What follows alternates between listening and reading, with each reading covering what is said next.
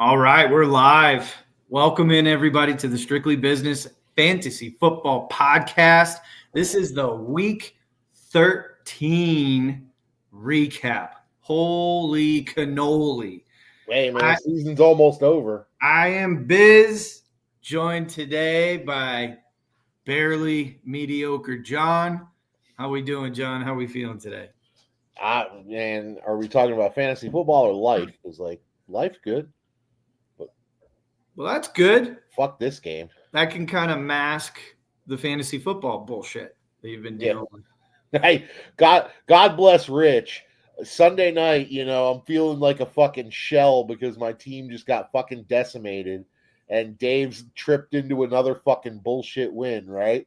And your cousin texts me and he's like, well, you suck at fantasy football, but at least you made $2,000 on XRP today. Hey, there's always a silver lining. Absolutely. So, hey, like I said, things are good, except, my fucking great on paper, terrible on team. Yeah, just can't execute for whatever reason. It's a head scratcher for sure when you look at your roster. I, too, feel your pain, John. I mean, you had a rough week, bro, but week in, week out, my team is putting up 100 fucking points. And when you look at my team, it should not be that fucking bad. I'm not claiming GOAT status this year. My team's not as good as it was last year at this time, right? But It's certainly not as bad as it's performed since I traded for Nico Collins. Well, still got a shot for $100. Fuck you. I'm beating Nick this week. Fuck that eyebrow bushy motherfucker. Yeah, man. My team has squandered an opportunity through the first 10 weeks. I was 7-3, sitting pretty, tied atop my division, rolling into the playoffs. Now I've lost 3 in a row and now face a must-win situation. Injuries have decimated my team, late injuries, which we'll talk about, but oh man, the gut punch. That's what fantasy football can do to you. Sometimes you have, like you said, the team on paper and they don't perform on the field. And then sometimes the fantasy gods are against you. Now, it's like we were talking about yesterday when I was over your house. All it takes is 1 week. Right. You just got to get in the dance in our tournament style 6-team playoff. Well, being the Fab Jew finally paid off this week. Finally got a little piece of action. So, I mean, you and I talked a couple days ago before the news about Garendo really being the guy came out. I was like, fuck this, fuck it all. It sucks. Like you said, there's a little ray of hope there now. And again, coming back next week, anything can happen in them playoffs, right? That's it. And you still do have a chance, even though you're on the outside looking in. Currently, you still do have a chance. Yeah, I do think with a dub I'm in. I do think 8 wins is going to get you there this year. I think it's the people that fall to 7-7 that are going to be really fucking struggling and, choking. Yeah. So like you said, huge game for you, huge game for me, huge game for McKeever. Yep. Huge game for Rich still.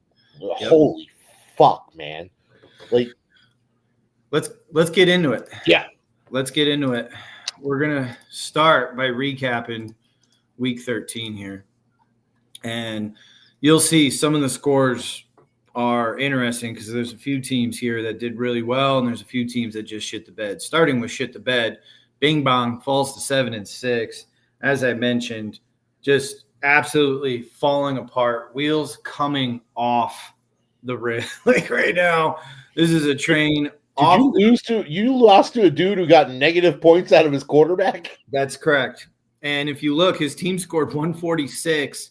So his team really scored 148. 160. His team scored 148 because minus 1.9 out of Kirk Cousins.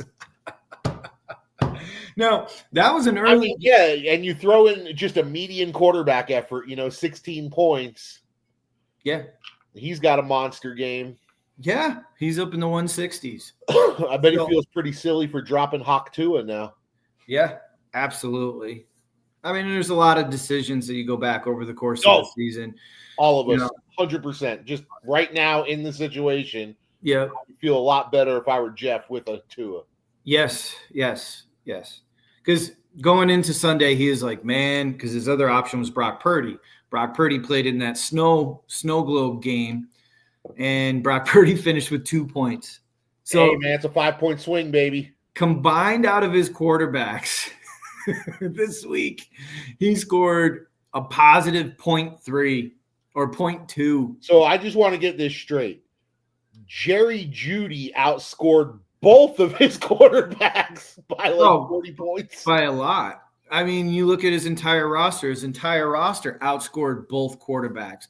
Aaron Jones, Swift, London, Debo, Mooney. And the only reason why Debo had 12 points, because if you look at this line, 4 catches, 20 yards, that should only be 4 points. Then you lose a fumble. That's only 2 points. You know where the additional 10 points came from? Kick returns? Yes. Look at this line. 208 yards on kick returns. And was that punt returns too? No, just kickoffs. Jesus Christ. They lost that game 35-10. So, yeah, all of those points are on return. That was the story of my week. We'll get into that in a sec. But Darnell Mooney didn't do shit. As we mentioned, Kirk had a bad game, 4 interceptions. McBride, he's a stud. 12 catches, 96 yards. Still does not have a touchdown. Does not have a touchdown receiving. He's recovered a fumble in the end zone. That's his only touchdown this year. Judy, the revenge game. So this was Monday night. I was up 14 points, believe it or not. I was still up. I was up 14 freaking points going into this game Monday night. I had no one left. He had Judy. Judy in a revenge game in Denver. Career history, right? Going in Denver, and he had almost 100 yards receiving in the first half. So I shut it off. I was like, yeah, this is a wrap. I mean, he had 97 yards receiving in the first half. That's right. I texted you at half. We were texting at halftime. Yeah. I'm like, I'm going to go watch a movie with my wife. Right? Probably a much better use of your time. Yeah, we watched Twisters. Hadn't seen it yet. Pretty good movie. You know, the writing sucked, but the action was good.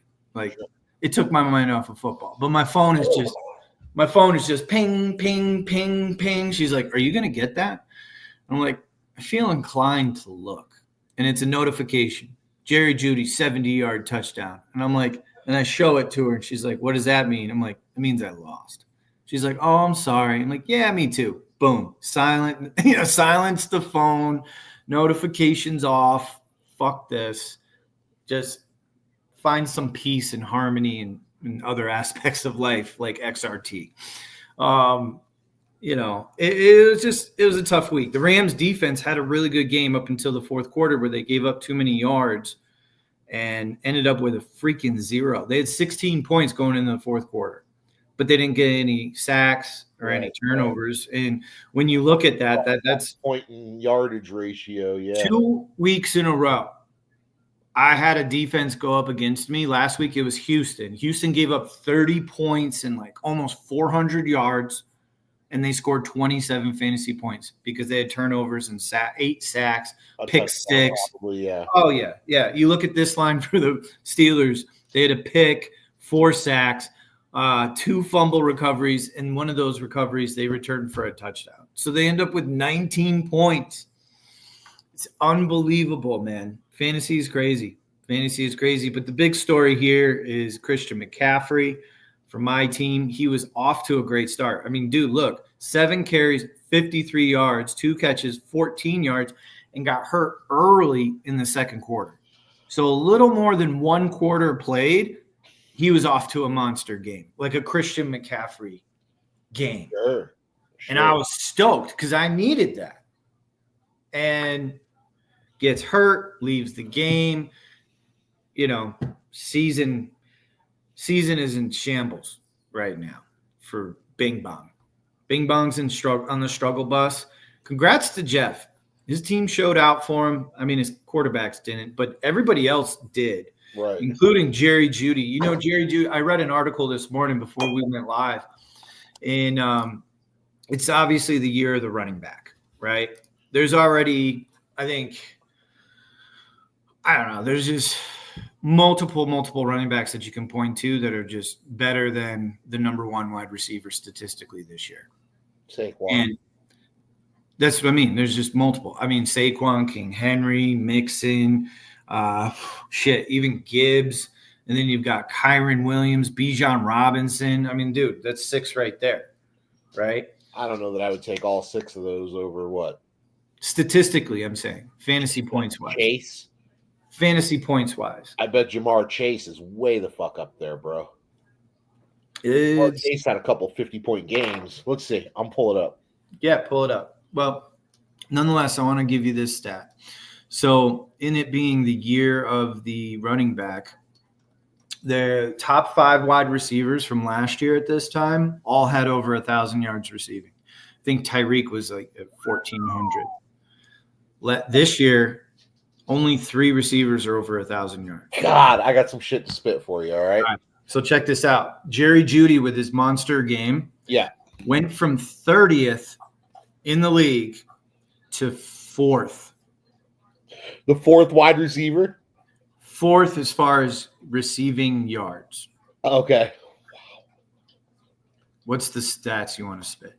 All right, well, first of all, the top 7 is 6 running backs. And Jamar Chase is the one that's up there. Jamar Chase is number 3 overall with 252 points behind only Saquon and Derrick Henry. Okay. All right. The one name you didn't mention was Alvin Kamara. And I know he started off like a fucking banshee and he slowed down a little bit. But he's still getting a ton of time. Yep. Number 8, also running back, Josh Jacobs. So number 9 would be the next wide receiver. Do you know who that is? Ooh. It's not CeeDee Lamb. No, I would have been ecstatic about that. But I'll tell you what. The person who drafted CeeDee Lamb drafted this wide receiver. Nico Collins? I didn't draft Nico. Who is it? Terry McLaurin. Ooh. 2 fucking wide receiver. Bro, you remember at the beginning of the season, it was like week 3, you were trying to trade me Terry McLaurin? And I was trying to give Terry McLaurin to fucking everybody. And now it was the first serious bite I got was Nico Collins, who had just gotten hurt and went on IR. I was like, nah, not interested. Shoot me. Like, great job, Biz. Hey, man, we all have that moment, like, and it, but that all was they made Jaden Daniels dip his toe in before he jumped in. Right. But right. I mean, you lead up to now, Terry's got fucking bombs every week coming his way, and he's getting how many games has he had multiple touchdowns in lately? It's been a couple at least. I mean, dude, at the goal line, they have 3 options. They hand it off. Jaden can do the read option or quarterback run, or they throw a quick slant to Terry. I mean, Hey, man. A lot of it's RPOs. Yep. And me being the Brian Robinson owner, I watch it. I see it. Anyhow, Jeff, in a must-win scenario, keeps his playoff hopes alive at 7-6. As we mentioned, my team is falling apart at 7-6. We'll review the standings here in a minute. STD buckets against Sticky Nicky Throat Pie Guy. This was another big matchup. Phil gets a much-needed win. His team had lost 2 in a row. Again, he was 7-3, went to 7-5, got a big win. He's up to 8-5. Norm's playoff hopes are definitely on thin ice, falling to 6-7 because Norm doesn't have the total points on the season. I love Norm. He's out.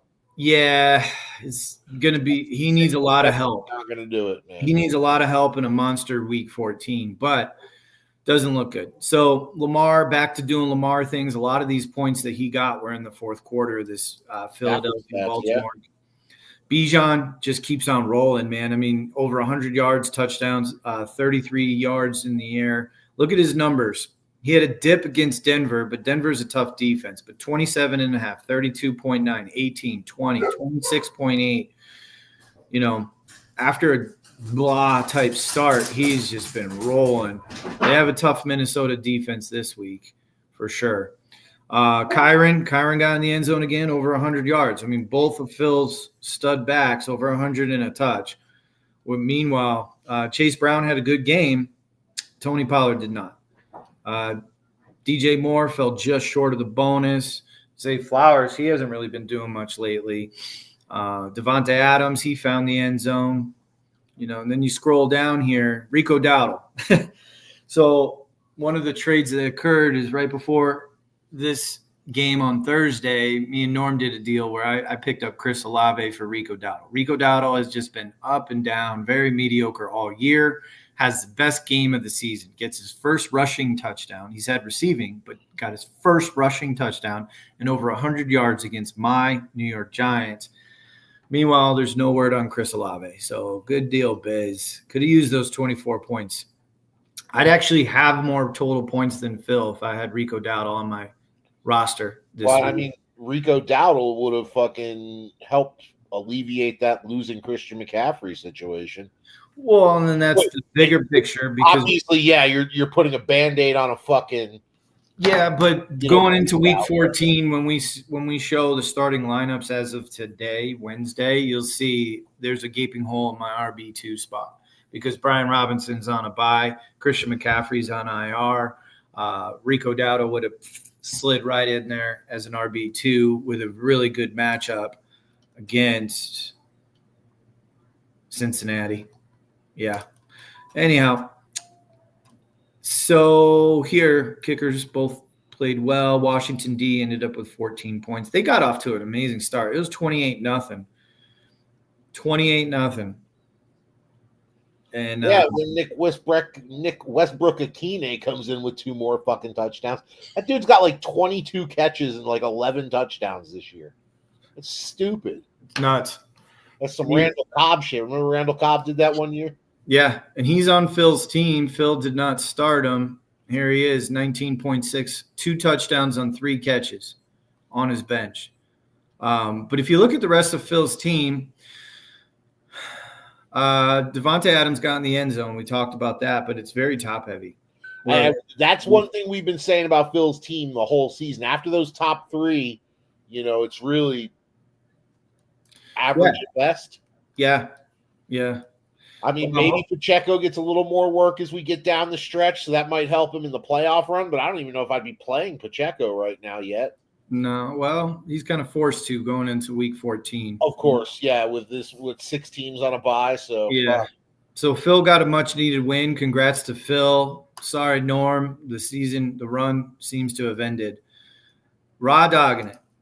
Going up against just an absolute juggernaut. In my own way, 206.64. Rich's team is on an absolute heater. We've been talking about this most of the season, that look out for Rich's team. And now his team is squarely in the playoffs. He's 7-6. Raw dogging it. Pretty much lost his playoff hopes at 6-7. You just go down the list here. Daniels, monster day. 3 through the air, 1 on the ground. Montgomery, he had a solid day. No touchdowns, but Mixon, touchdown 100. McLaurin, 2 touchdowns, 73 yards on 8 catches, and those 2 touchdowns are obviously connected to Daniels. Puka, touchdown. Jefferson's probably his, I don't want to say worst, but most underperforming player on his team. Sure. I think that's more of a Sam Darnold issue than it is, because Darnold's been playing like doo-doo since week 8. Talk about falling off. Remember, we were joking that Sam Darnold looked like the MVP candidate early in the season. I think Nicky put some money on it, boy. You better cash out of that shit now. Get your dollar back. Bro, he lost money on that one for sure. But how many times has Jefferson gotten 90-something yards receiving? And then this week is no different at 99. Freiermuth, touchdown. Elijah Moore, over 100. Saquon, over 100 and a touchdown. Got nothing out of his kicker, and he still scored over 200 points. 21 on his defense, which included a touchdown. Touchdowns are king in fantasy. And if you look here, you got a touchdown on defense, touchdown out of a flex, over 100 bonus out of a flex, touchdown out of your tight end. Jay Jetta, we're not worried about. Nakua, touchdown. McLaurin, 2. Mixon, touchdown, over 100. Monty normally gets a touchdown, but still had a great day. And then 4 touchdowns out of your quarterback. Get you to 206. Rich is on a heater. His team, in my opinion, is the best team in the league. I mean, I said that shit when he was like 3-6, dude. Like, that team is scary and again, finally performing where it needs to be. You can go back to some of those lineup decisions where Rich could easily have 2 more wins, if not 3. Mm-hmm. I mean, he could be 9-4 fighting with Carl for the division. Yep. I don't think he's too worried about that right now because the big prize is getting the belt at the end of the year. But just saying. And he has put himself squarely in the position to bring that thing to fucking wherever the fuck he's stationed now. Yeah. White boy Rick, he's in the struggle bus. He's lost 3 in a row. He was 5-5, had a legit chance getting in the playoffs. His team just faded down the stretch. They did drop 148 this week, and his team goes as Josh Allen goes. It's kind of been the story all year. But stacks on stacks, man. This dude, he's 9-4. He just keeps rolling along, 162.16. Carl right now is the number 1 seed in our league. Let's break it down. Josh Allen, not a big day passing-wise. Didn't matter because, he scored 2 touchdowns on the same play. He had a passing touchdown and receiving touchdown on the same fucking play. Like, who does that? You saw the play, I'm sure. Yeah. But it's like crazy.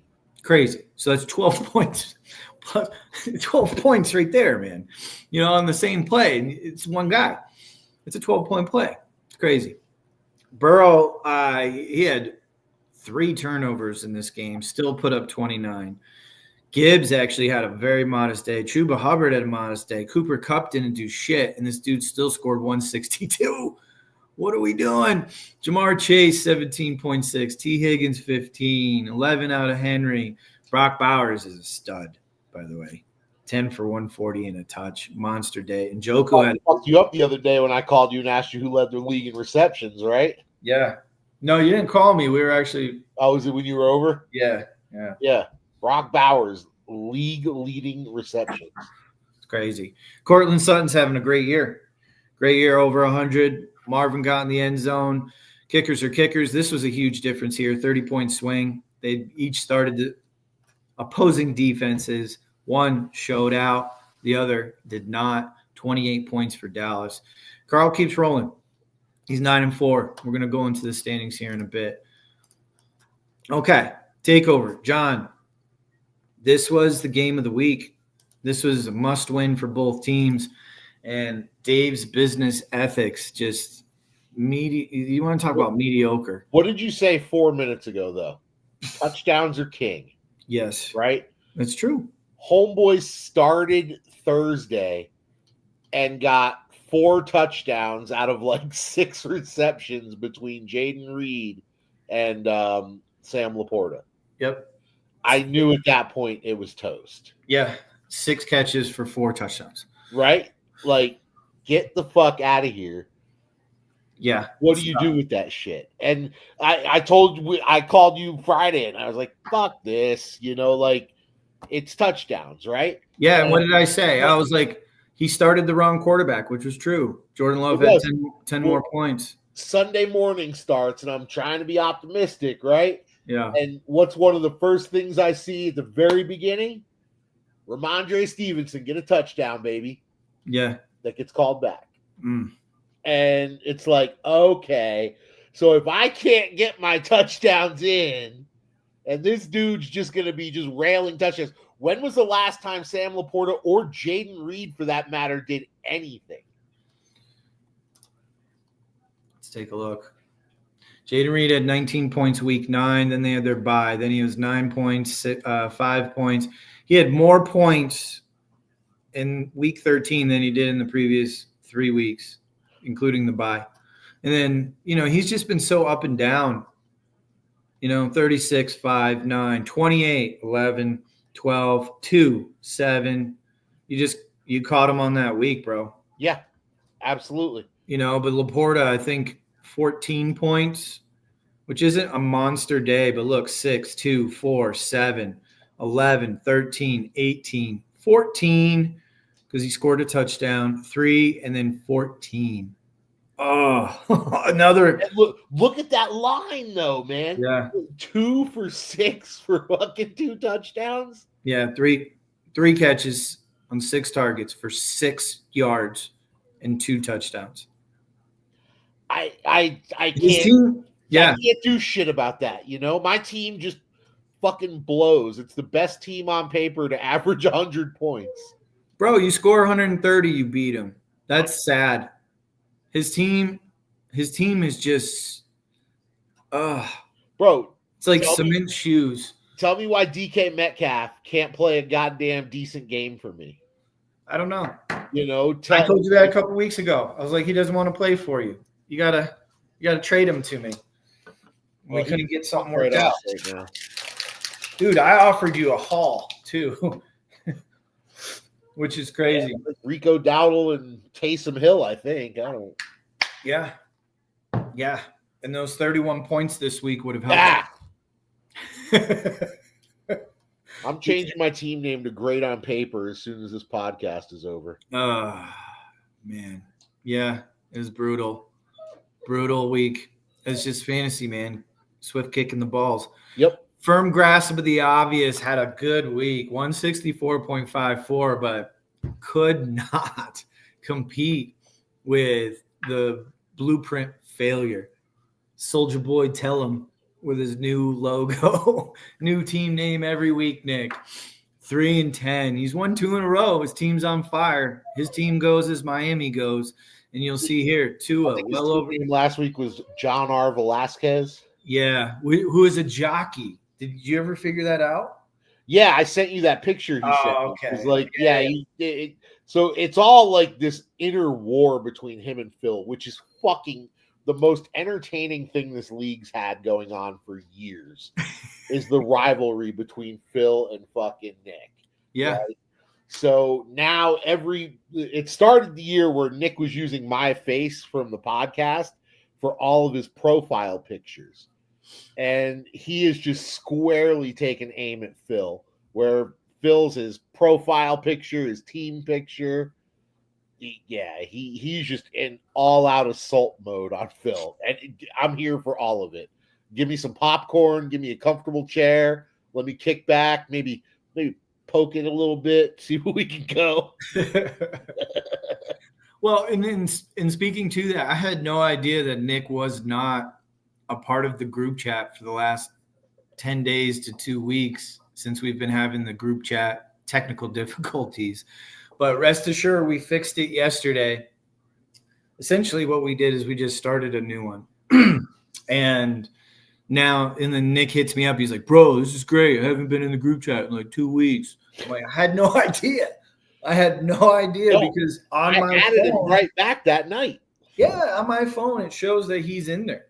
So I don't know, and I don't pay attention. Yeah, there was some weird technical glitch in the matrix. Somewhere, somehow, it got my old work number put back in there, which I haven't used in over a year. Like, it was weird, yeah. I don't know how that happened, but it is just, strange. But yeah, again, Nick's team's on a heater, man. 194.7. He almost scored 200 points last week. Tua with monster game. Najee Harris, 75 and a touch. I'll be back in 1 sec. Yeah, Achane, he scored a touchdown. Tyreek Hill scored a touchdown. Keenan Allen scored 2. Jonnu Smith has been on a heater. 10 for 113, got the bonus. MVS scored a touchdown. Brian Thomas scored a touchdown. His kicker stinks. We'll talk about that in a second. And then he gets 25 out of the defense. I mean, tough luck loss for RJ. RJ got 18.9 out of Kamara. Again, just getting heavy volume. Kelsey had a decent day. Not great fantasy-wise. Waddle, same thing. Mike Evans, monster day, 100 bonus plus a touch. Surprisingly, Calvin Ridley did not do much in this game. They were down again 28-0, end up losing 42-19. He only had 2 catches for 45 yards. James Cook, he looked good. He had a monster run, which really propelled his day. They didn't really play him much in the second half because they didn't have to. Bucky Irving, beast mode. That game went to overtime. That was a crazy freaking game. Let me tell you a little bit about my Sunday evening. So this is before Christian McCaffrey and all that bullshit because Tampa Bay and Carolina played in one of the late afternoon games. I'm in a survivor pool. It's a $10 entry for a $25,000 payout. I want to say there's like 3,800 people, and we're down to now under 500 after week 13. Well, I picked Tampa Bay this week. Tampa Bay was winning most of the game. Carolina gets the ball. They drive down the field. They're down 4. They score a touchdown to Thielen, I believe, with 30 seconds left. So I get up and I just walk away from the TV because I'm like, okay, there's another nut punch, you know. Well, Tampa takes the ball all the way down, kick like a 51-yarder as time expires to send it to overtime. And then in overtime, they have a field goal opportunity and they miss. So Carolina's got the ball. And I'm like, oh, my gosh. So they throw – it was 3rd down, and he throws this like corner route to Thielen, but he underthrows it. So Thielen jumps up and with his left hand cradles the nose of the ball and makes an incredible first down catch. Carolina is now in field goal range. I'm like – the ups and downs in the last 15 minutes of my life have been nuts. The very next play, they hand the ball off to Chuba Hubbard. And Chuba gets the ball just absolutely raked out of his hands. Tampa jumps on it. There's like 5 minutes left in overtime. I'm like, what did I just watch? This is insanity. Naturally, Tampa goes down, make a big play. I think it was who was it? I think it was Sterling Shepard that made the big play. Anyways, easily getting a field goal range. Very next play, Baker just kind of centers the ball. Field goal, win the game. Keep me alive in my survivor pool, which is just berserk. Absolute nuts. Football is crazy. It is absolutely crazy. So, nonetheless, big win for Nicky. Salvages a bad season. He's won 2 in a row, but he's finishing on a heater, and he wants that $100. So, let's roll into the standings. All that spoiler, man. That's fun. Yeah, that's really what he's trying to do. Something to look for when you're 1-10. Yeah, that's what I'm doing in our other league. I'm at the bottom half of the league, and I'm just trying to play spoiler, have a good time. So let's go into the league standings. We'll first start with divisions, and then we'll roll through like playoff positioning and whatnot. So Phil now takes the 1-game lead going into week 14. He has an 8.14 point advantage over me. If I beat him this week by more than 8.14 points, I'd win the division, which is crazy. Crazy. Jeff has now moved by less than that, you lose the division. Correct. Jesus Christ. Yeah. I need to beat him and beat him by, 10 plus points. Put it that way. McKeever's now 7-6. Jeff has won 3 in a row. 3 in a row. He was out of it. He was 4-6, and his team just finds a way to win. Norm is now 6-7. Unfortunately, Norm lost this week. Really Norm's out of it. Carl keeps on winning. He bounces back. He lost last week, but he bounced back this week. He's 9-4. 2-game advantage with 1 to go. He's the division winner. He's going to be the number 1 seed. Most likely has the points. Let's see. Yeah, the next best. He's got a 200-point lead. A 200-point lead going into week 14 over the next best, which would be Rich. So Carl's going to get the $100 for most points in the regular season. He'll be our number 1 seed. Rich is 7-6. Rich has won 4 in a row. He was 3-6. He's now won 4 in a row. He is, as of today, the number 4 seed in the playoffs. But still, points-wise, I think Rich gets in at 7-7 because he's got 1,911 points. Next closest is 90 points below him, and that would be Phil. Ricky's out of it. Ryan, 6-7. Let's see. Ryan, 1,804 points. Ooh. So if Jeff loses and Ryan wins, that could be tricky because Jeff has 1,682 points. Ryan has 1,804. So he's got 122 point lead. Wow. And then Ryan also has points on you, John. Oh, everybody has points on me. 100 So, points a week, baby. I've got to be the league low in points scored, right? no, Norm. Really? Norm has 7 less points than you. Jesus Christ, Norm, you suck. Yeah. Norm has 7 less points than you. 1,615. You have 1,622. So there's a lot of stuff to break down here. Hold on. Let's get through the skid marks. Game date takes a 1-game advantage. Game date has 1,751. So he's pretty much, even if you become 8-6 and he if RJ beats him and I outscore Nikki by like 312 points, I'm good. So you're saying there's a chance. Let's go, RJ. Oh, man. Yeah. I mean, this dude is going to sidestep wearing a fucking Denver Nuggets throwback jersey, a Dikembe Mutombo throwback jersey into the playoffs with wearing his little earmuffs, DJing. Shit, he beats RJ. And fucking you beat Phil. This motherfucker's getting a bye. He'll be the number 2 fucking seed, bro. Yeah. Like, with 1,751 points. So what you're saying is if I outscore him by like 110, so if my team with 6 dudes on a bye puts up 200. So points against. Phil has the most points against at 1,831. Yeah. Ricky has the second most points against at 1,819. Carl at 1,803. And then it's me with 1,779 points against. Dave, 1,683, which would be the third least. You have the least points against. Second most points scored, or second least points scored, and the second least points against. If your team actually scored points, you'd be like 9-4. Dude, I know. Like, don't fucking tell me. And I'm just watching DK Metcalf pull me like 6s, bro. Numbers don't lie. If I want 6s, I'll go back to college. Numbers don't lie.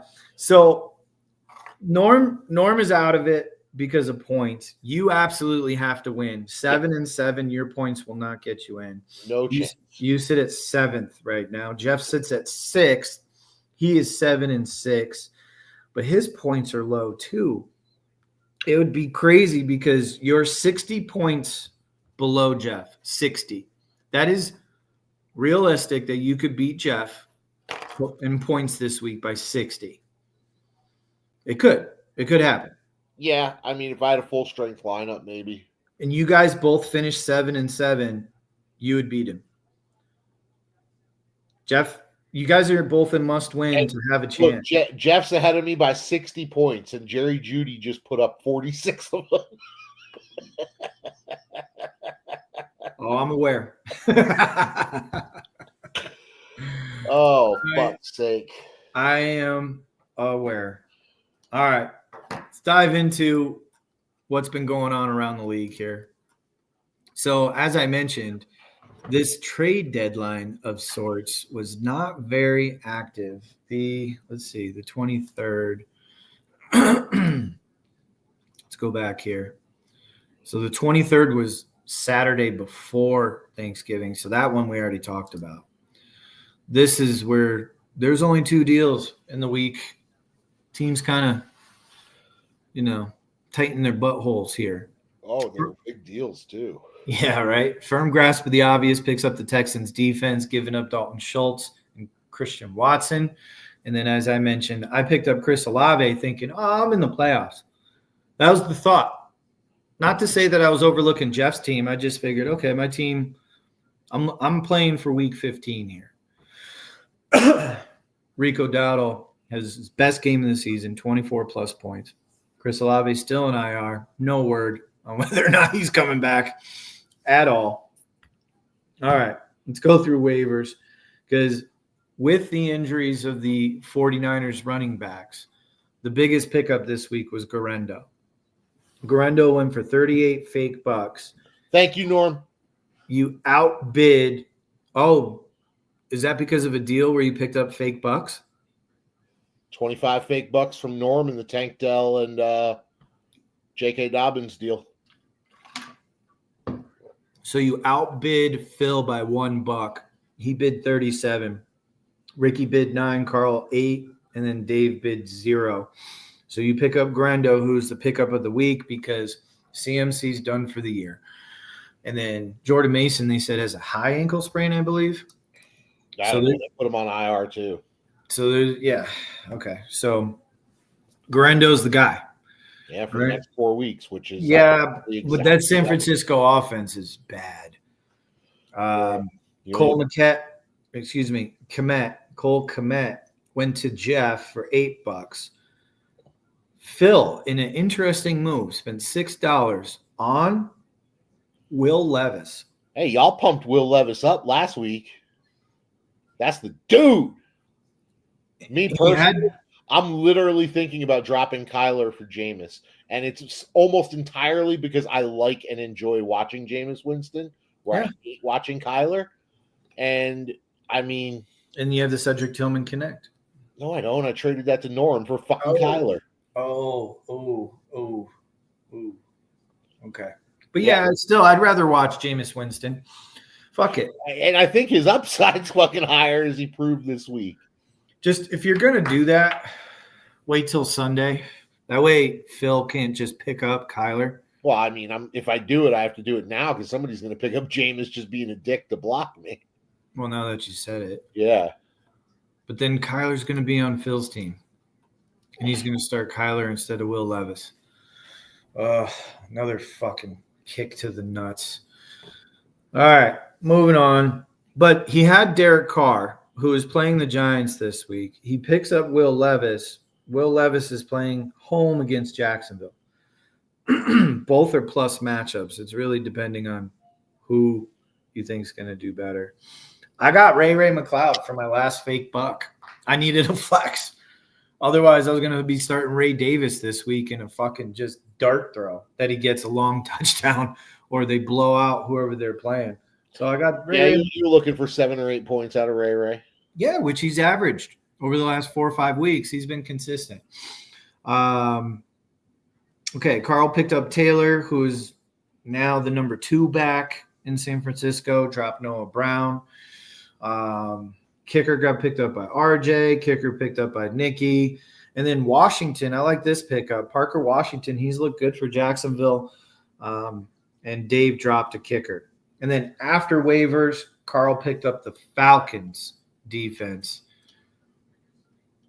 Where is it? There. It's not even shown because it's not a waiver. It would be a free agent. There's the Falcons. As you can see, I dropped Taysom Hill, my boy, blew out his knee. We didn't talk about that, but he was getting a ton of touches and just faltered. All right, John, what do you have to say going into week 14 here? I mean, we broke down the divisions. So me and Phil have a monster matchup this week. It's essentially for the division, as long as I can beat him by more than 8.5 points. You have a must win. Yeah, my playoff life is on the line, obviously. I do think 8 wins gets me into the playoffs. I think that there will be someone with a 7-6 that won't hit 8 and 6. Well, and yeah, just fuck Nikki. So as far as the war is concerned, I'm very pro Phil right now. There is a world here where you win and Jeff wins, and you don't make the playoffs at 8 and 6. Because I have more points than you. If I win, I'm 8 and 6. Hey, if it happens, it happens. I'll still be proud to have been 8 and 6 with this dog shit fucking team. Yeah. Great on paper. Oof. Great on paper. But hey, you'll get a bye in the losers bracket. Bro, there's a chance that I'm in the losers bracket. I could lose 4 straight, and I'd be in the losers bracket. Let's break this one down. Bing bong, must win. We're not talking about losing. We've lost 3 straight. Going up against Sticky Nicky Throw Pie guy for the division. Phil is 8 and 5. Got a big win last week. I've got Jalen Hurts home against Carolina. Carolina's offense has been doing better, and they've been in close games. Carolina, the last few weeks. I mean, they took Kansas City down to the wire this past week. Like I said, they had Tampa Bay in overtime. I'm just hoping Carolina can put up enough points that Jalen Hurts plays the entire game. So I think it's possible. I mean, Bryce has looked not like the worst quarterback in the league the last couple of weeks. Yeah. He's looked a lot better. Right now, Phil's starting Will Levis against Jacksonville. My running back situation, like I said, I'm forced starting Tank Bigsby because I have no one else. I have Brian Robinson on a bye. Tyrone Tracy going up against New Orleans. He's got Bijan and Kyron. So he's got a significant advantage in the running backs. I think I have a significant advantage with quarterback. Wide receivers. This is the week, boys. I need Sun God to have a game. Thursday night. Tomorrow night. Division opponent. Huh? He's going for the Will Levis, Nick Westbrook, Akide connect. That's fucking classic Phil shit. Watch him throw 2 touchdowns to Westbrook. That's what I'm saying, man. Oh, please don't. Please don't. It's just if my fantasy season ends. Click on Nick Westbrook Akine. Let's count his touchdowns and catches. Okay. So, all right. 1 catch, 1 touchdown. 2 catches, 1 touchdown. 2 catches, 1 touchdown. 5 catches, 1 touchdown. 3-0, 2-1, 2-1, 3-2. I think that was 9 touchdowns and like 21 catches. Bro, disgusting. And they're playing Jacksonville, bro. I know.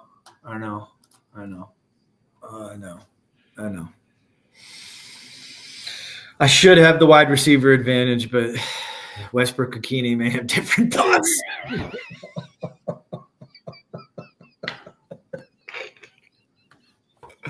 I'm sweating out Westbrook Akine and Will Levis. Yeah, that's what my fantasy season has become.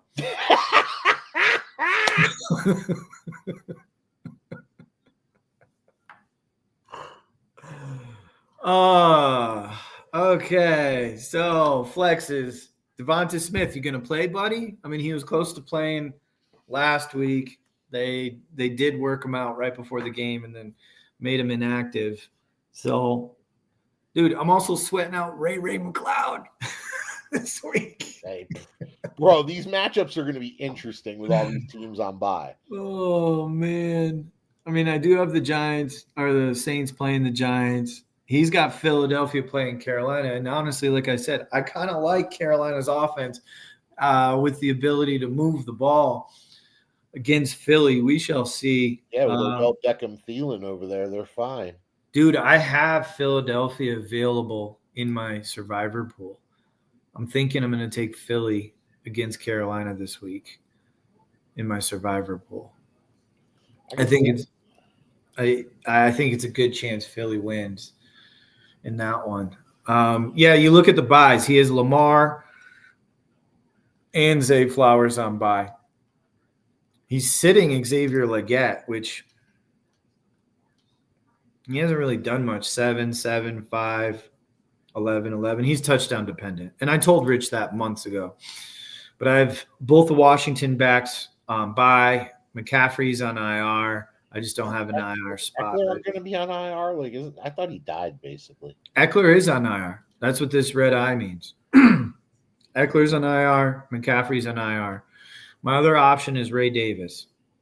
That's my other option. I could drop a defense and pick up another player and take a dart throw on somebody. You could just drop Eckler or McCaffrey. Yeah, that's true. I think I might. Okay. And take a dart throw. But I only had one fake buck, and I spent it on Ray McCloud.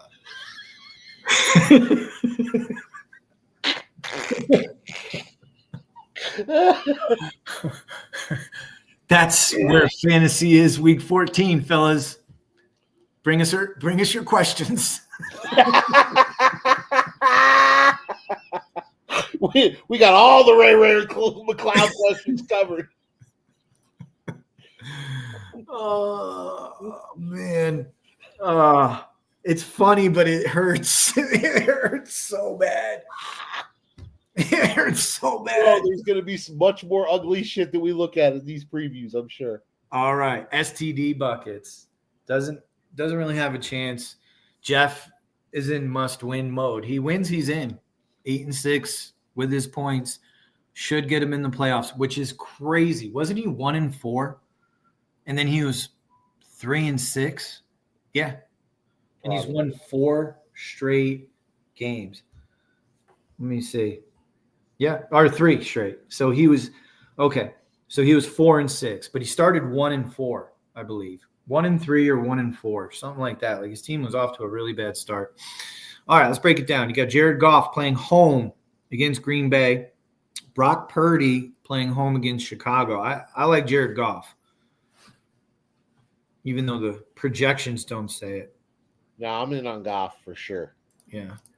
Running backs, Chase Brown at Dallas, Tony Pollard home against Jacksonville, against Aaron Jones home against Atlanta, and DeAndre Swift at San Francisco.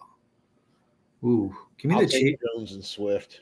Yeah, I'm going to take Chase Brown and Tony Pollard. I think Tony Pollard has a bounce back week. My thought is Tennessee's going to go in that game against Jacksonville and just pound the rock. They're not throwing to Westbrook or Keeney. They're just going to pound the rock. Okay, those are my thoughts, my hopes. DJ Moore, Xavier Worthy, and Christian Watson, Drake London, Juwan Jennings, and Darnell Mooney. Ooh, I'm going with the London, Jennings, Mooney.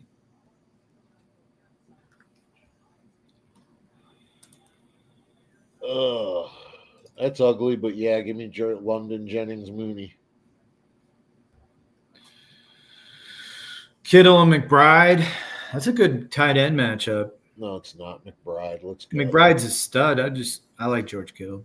Okay, you got Rico Dowdle against Cincinnati on Monday night. Goddard against Carolina. Then you got Debo and Judy. I got to go with Debo and Judy. Judy's been on fire, bro. And Jameis don't give a fuck. He just throws it. I love it.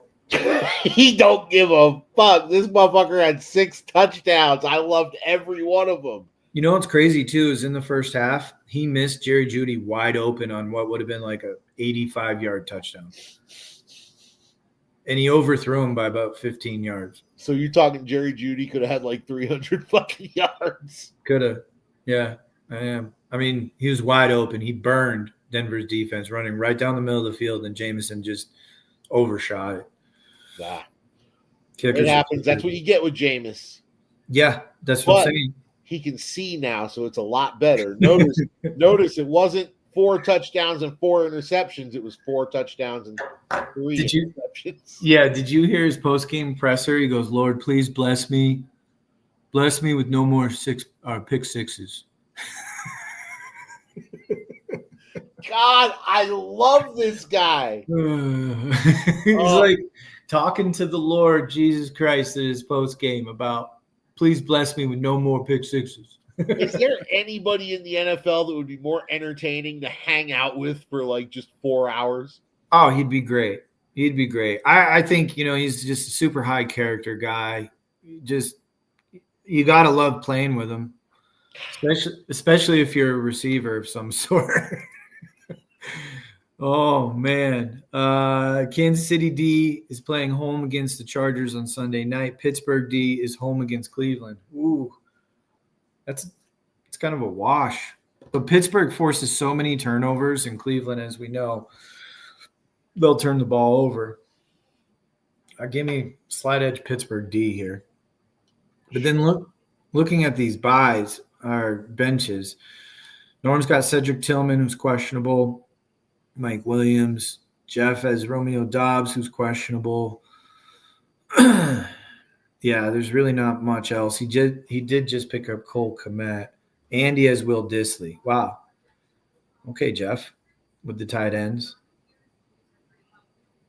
So I'm just throwing it out there. It hasn't been very long that we've been facing the situation where it's like week 14 and buys are happening, right? That's only a very recent phenomenon. Yes. I think we should change the trade deadline to right before the playoffs because, like, it sucks right now with all these buys not being able to make fucking roster adjusting trades, which we're able to do every other fucking week. We're in trouble. And I know we should plan for it and shit, but it's 1 week. Yeah, plan for it. That's my, all season. No, all year. You have 13 weeks. You have 13 weeks to adjust your lineup for week 14. I disagree with that. I'd push back and say, look, you got time to make moves. Well, hasn't the trade deadline always been Thanksgiving? Yeah. But right? Yes. With Thanksgiving. If the schedule extends one more week from, in the NFL 17 to 18 weeks, which means we're playing now week 16 and 17 for championship instead of I don't know. Yeah, no. I mean, obviously, if the NFL schedule changes, we'll have to adjust accordingly. Also, keep in mind, Thanksgiving was really late this year, and it's going to be late again next year. We were already looking at the 25 calendar for shows. And it's that last few days of November next year as well. So, excuse me.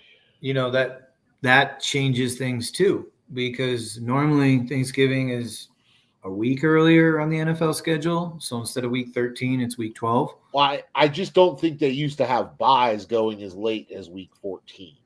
Like they used to have the buys done with it like week 12. Yeah.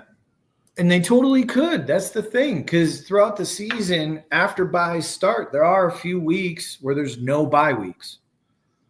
So I don't know why they just backload all these bye weeks, especially when teams have like a week 5 bye, and then you have a team that has a week 14 bye.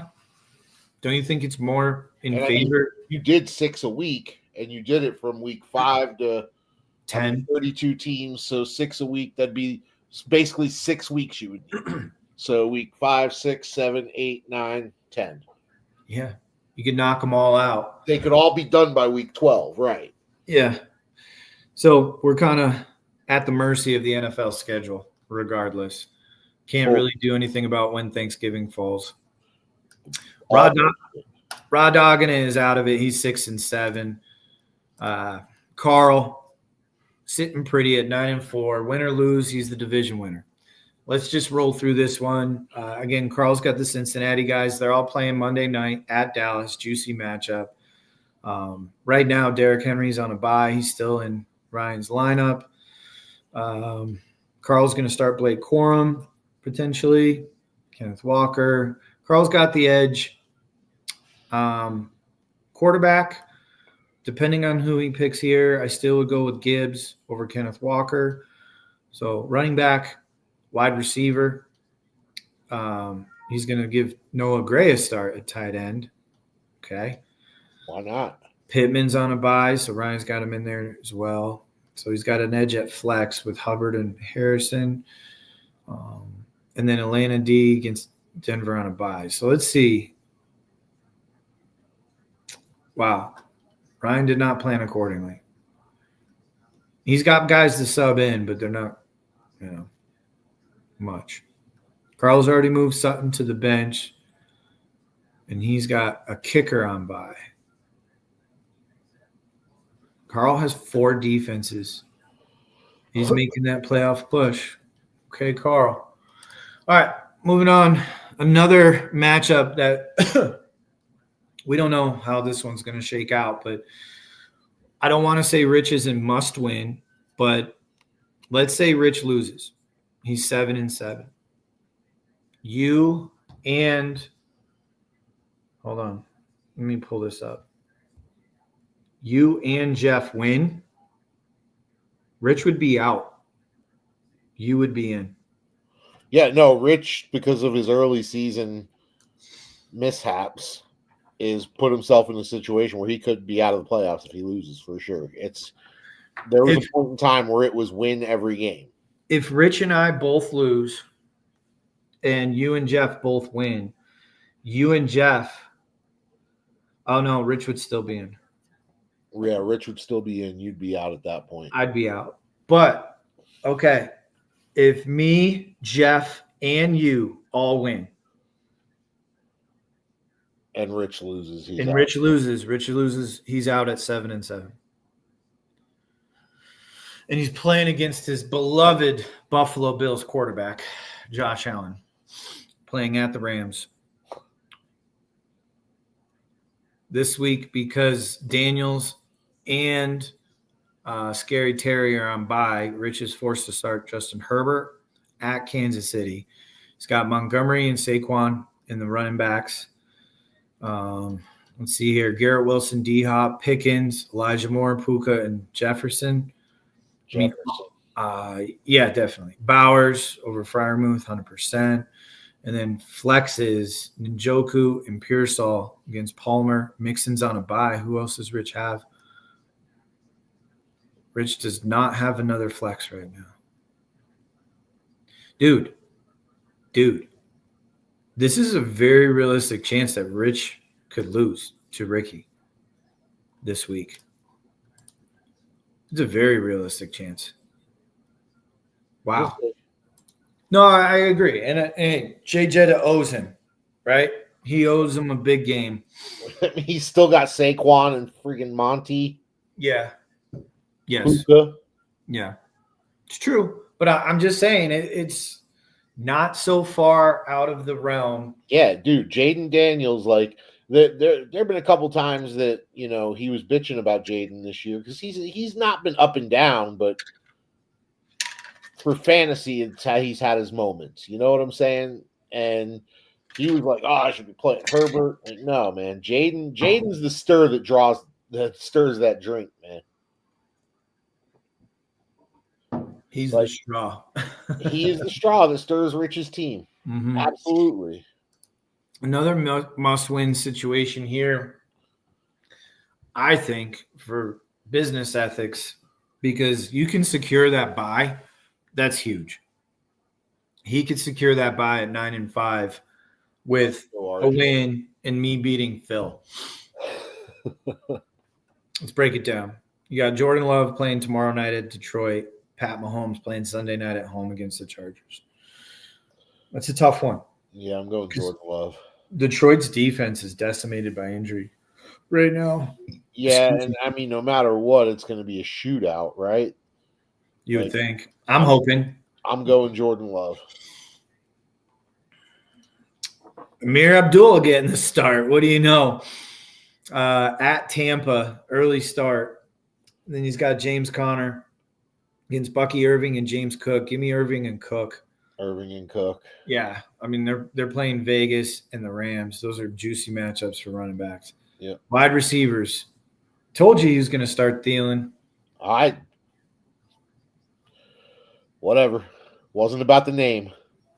What's the bench look like? A.J. Brown, Reed, Thielen against Calvin Ridley, Mike Evans, and Waddle.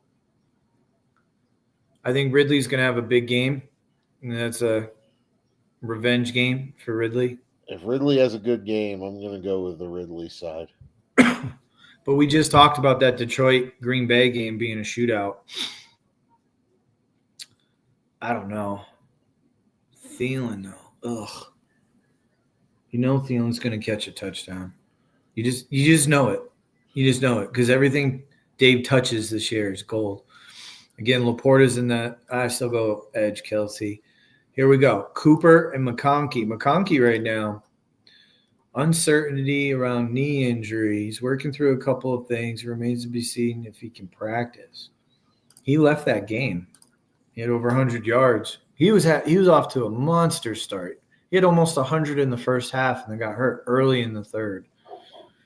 Kamara and Rashad White, Cooper and McConkey. Give me Kamara. Chargers D against Kansas City. Bro, what else do you got? You got Detroit and Green Bay. Ooh. And then San Francisco against Chicago. Give me San Francisco's D. RJ to me has – I mean, the projections speak it too, but I think RJ's got a legit shot to beat Dave this week. Legit shot. But again, it's Dave. Dave's going to score 125 points. RJ's going to score 121. That's just how the fucking season's gone for Dave. All right, John. We're going to take us through this one, man. I mean, for me, I think my whole matchup depends on the Jets-Dolphins game, right? I would say so. Nicky's got 4 Dolphins playing in his lineup. Tua, Achane, Tyreek, and Jonnu. So there you go. There's our matchup. Stroud's on a bye. Dude, I like the Kyler at home against Seattle matchup. Let's see. Kyler played at Seattle, he only had 9.3 points, but 285 yards, no touchdowns, and a pick. That was at Seattle. Now they're home in the Dome. I do like the Kyler matchup over Tua playing against the Jets, but Tua's been on fire lately.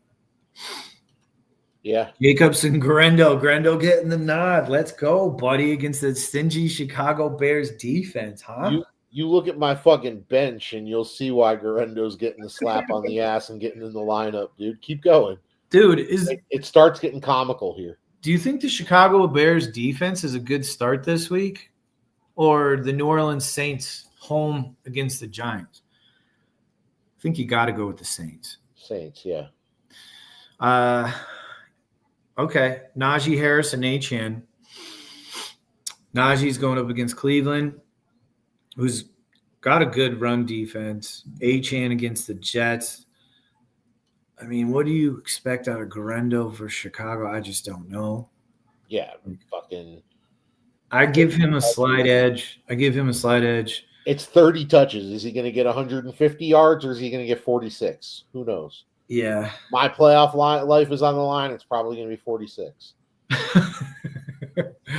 Hey, you never know. CeeDee Lamb against Cincinnati on Monday night. DK against Arizona. Michael Wilson with the connect. Tyreek, Brian Thomas Jr., and Keaton Allen. Man, I want to say Lamb and Metcalf go off this week for you, John. I really do, but I don't know. Let's call it a push. Keep things moving. Jonnu Smith's been on fire. Hawkinson, what has he done lately? Let's see. This is a good sign. So since he came back, he did nothing. Then he had 11. Then he did nothing. He had almost 20. Then he did nothing. What does that mean, John? 30. Perfect. Give me Jonnu.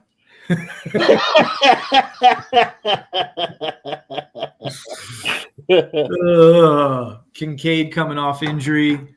Vidal against Kansas City at Kansas City.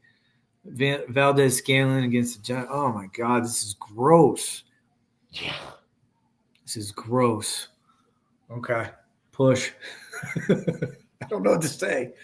I really don't. Tampa Bay D against Vegas. All day. Over Cleveland. All day. Give me Tampa. No, you want to see comedy, go look at my bench. I'm looking. Oh, my gosh. Bye. This is like an NSYNC song. Bye. Right? Isn't that the song? Bye. Yeah, there you go. You got Roshan, Trey Benson. Oof. And then Minnesota D against Atlanta. So how did that work out for you last week, picking the defenses? Wow, Minnesota only had 2 points? Yeah.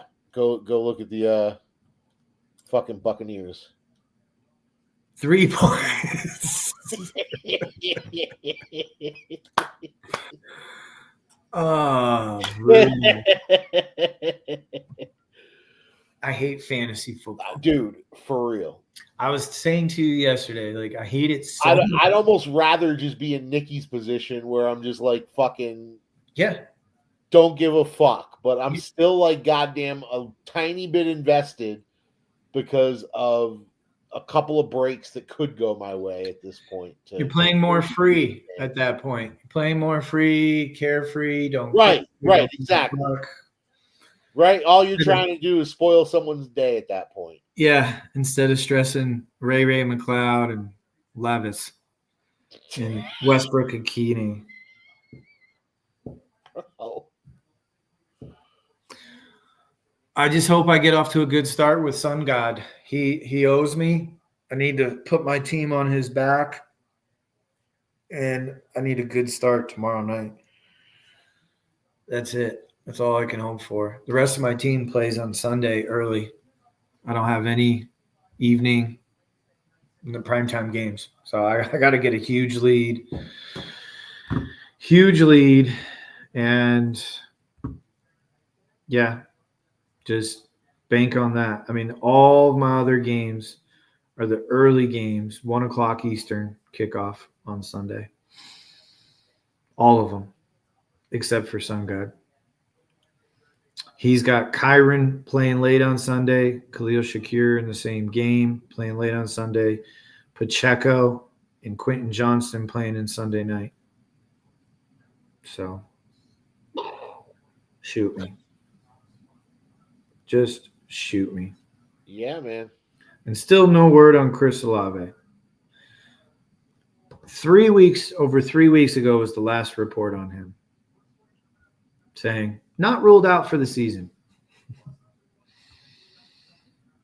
Yeah, man, those moves we try to make our team a little bit better sometimes come back to bite us in the ass. I mean, I got to remember that for next year. Like, I forced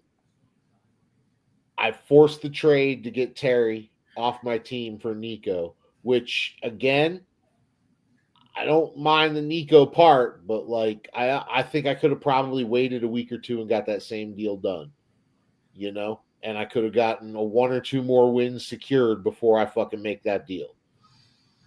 So, timing's everything. And I'm literally, the guy I traded is now the number 2 wide receiver. So, isn't that crazy? And all these assholes said that I drafted him too high. Who, Nico? No, Terry McLaurin. Oh, McLaurin, excuse me. Yeah, I drafted him at the end of the beginning of the third. Yeah. Second. And it was the 3-4 turn that I had. So, yeah, either end of third, beginning of fourth. Yeah. And they said that was crazy high for Terry.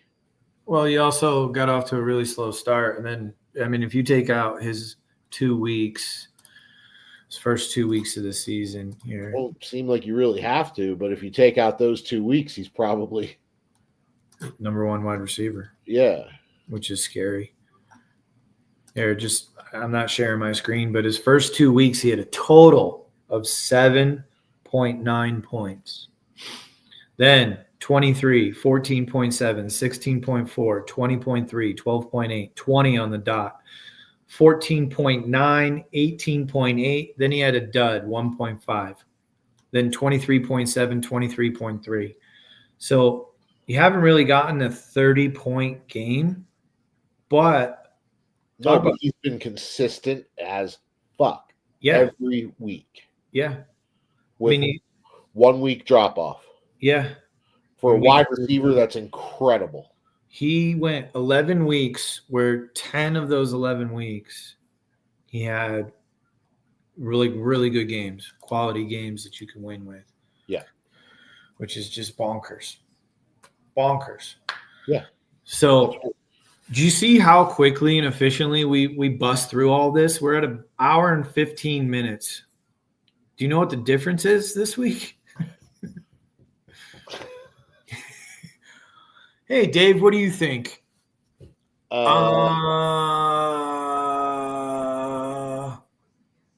like Mahomes. All right, thanks, Dave.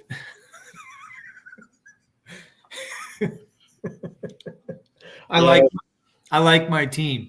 I like Amir Abdullah. Get the fuck out of here. I am like, I need a kicker on my team, obviously, right? And I'm looking at my team, and I think logistically, the person that should be dropped off of my team is Trey Benson, right? Okay. I will hold on to that fucking thing with a kung fu grip until I die. I am not putting Trey Benson in the free agent market. So who are you going to drop for a kicker? I don't know. Roshan, maybe. Or it's not much different. Or Kamani Vidal, and I'll play fucking Benson instead. Like, you don't have a kicker on your roster? Not right now. Oh. I'll have one. I'm not going to draw. I will kung fu grip Trey Benson for the rest of the year because he was such a fucking dickhead about that trade. I don't blame you. Just as a spite, like bidding on a Jokic card or Jokic card. That happens, man. Man, there's a lot of spite involved. But, every year I say it at this time of year where I'm a little frustrated with my team. I'm like, I need to analyze trades more rather than being so gung-ho just to do a deal and get new guys on my team. That sure as shit seems to be the attitude in the league now. To me, when I first got here, and maybe I've just adapted, right? I've been in the league almost 10 years now, so maybe I've adapted to this. But when I first got here, it felt like there were fucking 15 deals a week done, and the players just moved like a fucking whirlwind. Yeah. Everyone, all the time. And we get hints of it here and there. Like, we got that time Garrett Wilson was traded twice in like 15 minutes, It felt like that all the time before. But again, maybe I've just kind of adjusted to it, and it is what it is. But it does feel like, in general, everybody's being more cautious. I think I asked you off the air, just, guys, if you're listening, think to yourself real quick. In our league this year, how many of the top 21 draft picks have been traded? Real quick. What's the number that came to your mind? I was talking to Rich. That number that came to his mind was, 16. And it's the stark opposite. Only 5 of the top 20 players picked in the draft this year got traded. 5 of the top 20. Should have been 6. Because I drafted CMC at 1. I had the opportunity to get out. That's what I'm saying. And I should have traded CD, right? Yeah. But we just, for whatever reason, people aren't willing to make those big, bold moves. Because that was the other thing. There were always blockbuster deals happening, man. You could get 3 or 4 blockbusters in a week. When was the last time this league had a blockbuster trade? The shit brought everybody to the group chat screaming. When was the last time someone screamed rape at a trade? True. Because we don't fucking make those kind of deals anymore. It's all Reese's Pieces shit. Yeah. Well, I had a big deal with Ryan where I got Sun God, but that was weeks and weeks and weeks ago. I don't even know what week it was. Right. That's what I'm saying. But I mean, we used to have deals where like two people would trade their top 3 guys each. Yeah. Right? What the fuck just happened here? And it happened more often than it didn't happen in a week. Well, the second half of this season, everyone tightened up big time this year. I don't know if their focus was elsewhere or they were just like, hey, I like my team and I'm going to, I like the schedule down the stretch and in the playoffs and I'm going to ride it. I don't know. Just, you're right, though. It seems to be the majority this year compared to years past. Yeah. I don't know. Something to think about. We head into week 14, fellas. This is it. Again, every year it seems like this season just you have all this build up for the draft, and then all of a sudden we're doing a week 14 preview podcast like the next day.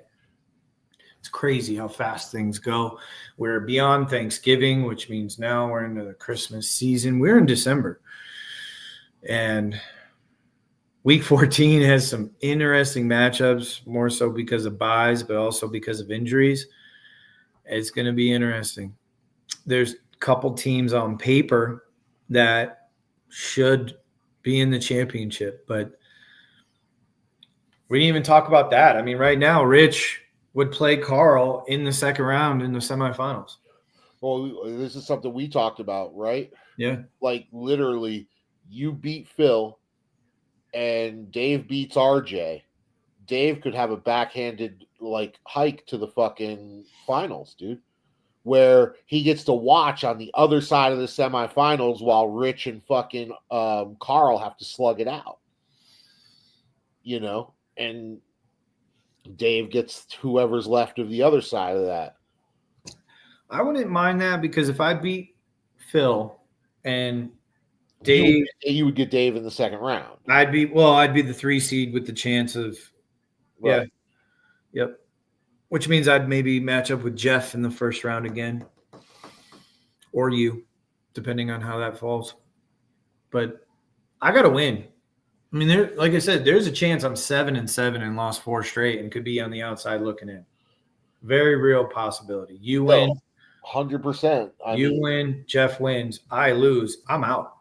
This is a do or die. Come on, I need you, Rich, and fucking Jeff to all lose, man. Fuck all of you. Yeah. Well, we'll see what happens, boys. We'll be back next week. Week 14 recap. Do a playoff preview. Oh, we're gonna have a little something special, the throwback. We may have teased it last week, but it ain't ready yet. Yeah, we're gonna massage it a little bit this week. We'll put some time into it. Huh? Did we tease it last week, or did we talk about it after the pod? I think we talked about it after. Okay, well then, yeah, we got something special for y'all. Yeah, little throwback. We'll have some fun for sure. Yeah. All right, fellas. Good luck this week, week 14. John, good luck, my man. Biz, you too, man. All right. And Nikki, fuck right off.